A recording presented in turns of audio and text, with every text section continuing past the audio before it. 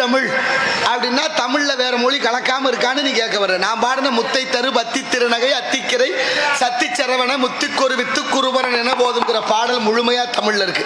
அதுல சமஸ்கிருதம் கலக்கல. அடுத்து பாடிய பாடல்கள்ல அருணகிரியார் சமஸ்கிருதத்தை கலந்திருக்கிறார். ஆனாலும் நம்ம நாட்டில் இருந்த முன்னோர்கள் ஒரு அழகு பெறணுங்கிறதுக்காக மணிப்பிரவாள நடைன்னு ஒன்று கொண்டு வந்தாங்க. படித்தவங்க நிறைய பேருக்கு அது தெரியும். மணினா தமிழ், பிரவாளம்னா சமஸ்கிருதம், ரெண்டும் சேர்ந்தது மணிப்பிரவாள நடை. முற்று பெறணும் அப்படின்னா எது போல, இப்போ நீங்கள் சுந்தர்ராசு அப்படின்னா வடமொழி எழுத்துச்சா அதில் புள்ளி வச்சு சுந்தர்ராஜ்னு வைப்பான்.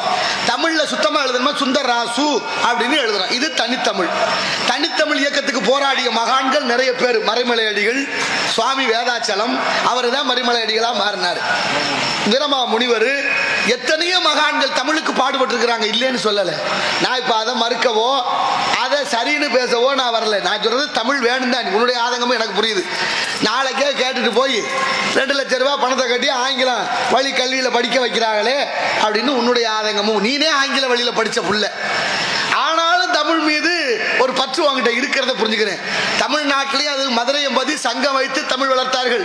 முதல் சங்கம், இடைச்சங்கம், கடைச்சங்கம், 4வது சங்கம் வரைக்கும் மதுரையில் தொடங்கியது. சங்கம் வைத்து தமிழ் வளர்த்த மதுரை சங்க தமிழ் என்ற பெயர் பெற்றது. தமிழுக்கு தமிழ் இன்றைய நிலை கேள்விக்குறியா இருக்கு. அது யதார்த்தம். அதுக்கு காரணம் இக்கரைக்கு அக்கறை பச்சைன்னு நினைச்சதனுடைய விளைவு. யார் வீட்டிலையும் தமிழ்ல பேர் இல்லை.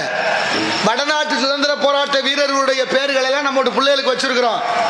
நாளைக்கு ஒரு காலத்துல ஆய்வு பண்ணும்போது தமிழ் பேரே தமிழ்நாட்டில் இல்லாது போனா ஆய்வாளர்கள் என்ன எழுதுவாங்க, தமிழர்களே இங்க வாழல, தமிழ் பேரே இல்லைன்றுவேன். பெரிய வேதனைக்குரிய விஷயம் தான். நீ சொன்னது மாதிரி சமஸ்கிருதம் கடவுளின் பாஷைன்னு சொல்லப்படுது. அந்த பிரச்சனை இல்லை. ஒரு ஏதோ அரிசியில கல்லு கிடந்த மாதிரி 1-2 கிடந்தா புறக்கி போட்டுடலாம். மொத்த அரிசியும் கல்லு சூழ்ந்துட்டா அதை சாப்பிடவும் முடியாது. ரொம்ப சிரமம் தானே. அதுதான் இன்னைக்கு இருக்க சிக்கல்.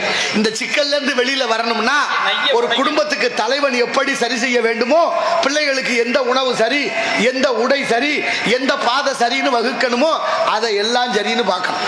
அந்த இது இல்லாம போச்சு. அதனால இதெல்லாம் இப்படி போனதுக்கு காரணம். அதுக்கு நான் காரணம் இல்லை. புரியுதா? சமஸ்கிருதம் காரணமே நான் சொல்லலையே. இல்ல அதுதான். அப்ப நீ இப்ப வேகமா கோபமா பேசுனியே. கோபமாலாம் பேசல. நம்மளை பத்தி பேசுனீங்களே, இவங்க எல்லாம் கை தட்டாங்களே, இவங்க எல்லாம் முதல் சரியா இருக்காங்களான்னு சொன்னேன். சொல்லுங்க. சரியில்லை, சரியா இருக்குலாம் வாய்ப்பே கிடையாது. இல்லம்மா, சரியா இல்லைங்கிறதுக்காகத்தான் நம்ம மாதிரி ஆளுங்க சில விஷயங்களை சொல்லி அவங்களுக்கு கொஞ்சம் புரியுற மாதிரி சில விஷயங்களை சொல்றான்.